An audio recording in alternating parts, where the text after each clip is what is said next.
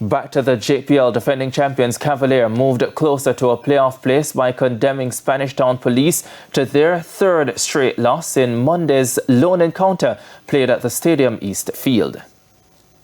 With three teams breathing down the neck of Cavalier, the title holders knew there's no ground for slip-ups and they duly got the job done against cellar-dweller Spanish Town Police. It took a quarter of the game time for Cavalier to get the opener, Chad James doing the business in the 23rd minute. But Spanish Town Police put up some resistance thereafter until Marley Scott found the second goal just over the hour mark. And 7 minutes later, DeMarley Williams scored Cavalier's third as they moved to 52 points to be 7 points away from a playoff spot with 4 matches to go. Well, this 3 point actually it helped to cement us more in the 6th position. And we can get better.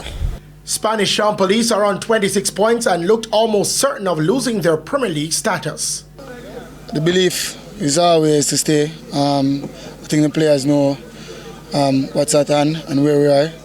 And to stay up, we have to come and fight again. Don't matter the past scoreline, and think we've been doing bad from Montego Bay to be exact.